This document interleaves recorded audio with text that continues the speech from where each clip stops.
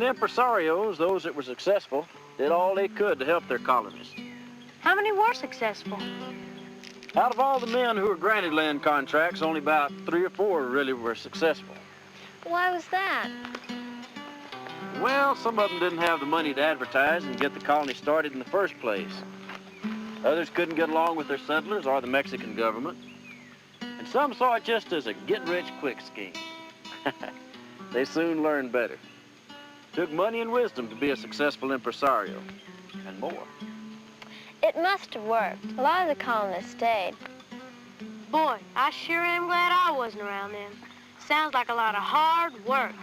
Didn't they ever have any good times? Why, sure, they had dances and celebrated weddings, and sometime they made a party out of building a house for a newcomer.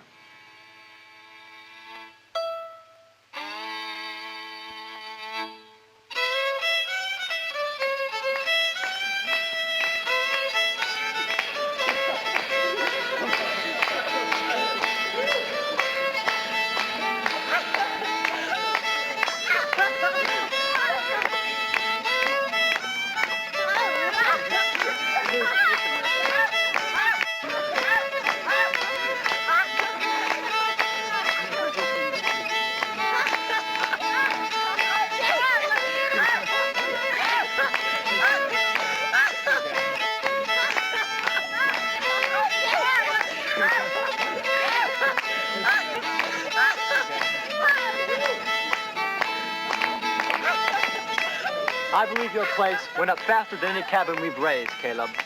You've been at it for a long time now. And the people of this colony have really learned to be good neighbors. Now that I've got my cabin built, I can get my crop in.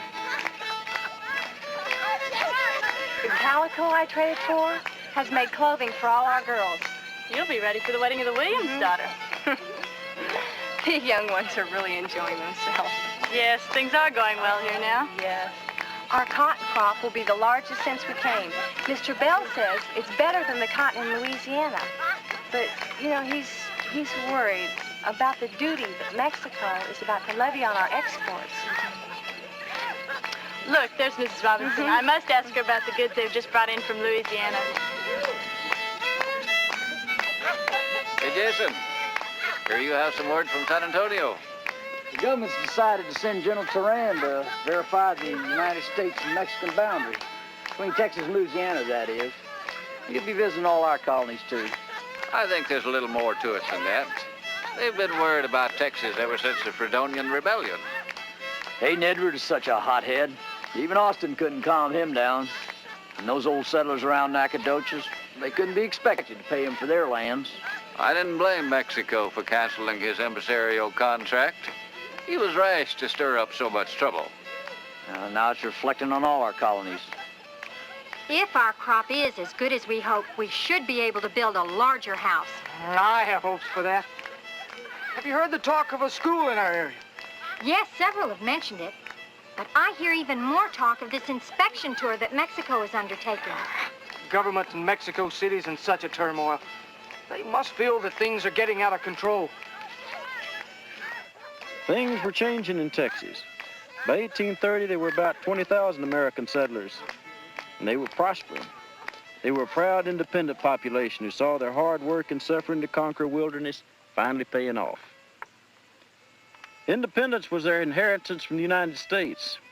And to Mexico, struggling with a constantly changing government, the Texas colonies were just another unpredictable force.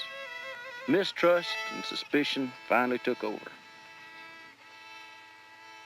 And General Terran has begun an inspection. Well, the word I got is the United States is making an offer to buy Texas. Buy Texas? No wonder Mexico is so uneasy.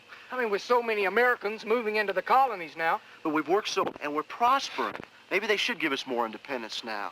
I don't like this inspection. And Williams is talking more independence. I think we ought to be cautious with such talk. You're right. Mexico's been more than generous with Texas. We have little to gain by breaking away now. But their attitudes seem to threaten our freedom. It appears they want more control now. At the rate we're growing, Mexico may be ready to give us our own state government. My feeling is we ought to wait and see. Why stir them up just when times are good? I think it's the taxes coming due now that are stirring up some of the colonists. We knew we couldn't remain tax-free forever. I don't like it. Cartwright says Mexico should allow the United States to buy Texas. They'll never allow it. Not now. Texas is too valuable. Mexico was concerned that the colonists were becoming too strong and too many. And as a result, on April 6 of 1830, Mexico closed Texas to colonization. The time of the Empresario was over. In exercise of the right reserved to the General Congress, the citizens of foreign countries lying adjacent to the Mexican territories are prohibited from settling as colonists in the states or territories of the Republic adjoining such countries. Those contracts of colonization shall consequently be suspended. Stephen Austin worked hard to avoid an open break between Mexico and the colonies she had supported so generously for about 10 years. In the 5 years that followed, the differences between the Mexicans and the Americans were too great to mend. Finally, it was too late. And even Austin, the first impresario, began to realize that. Let the general consultation of the people of Texas be convened, to be composed of the best and most calm, intelligent men in the country, and let them decide what ought to be done in the future. What did he do then? Yeah, what happened? Well, that's another story.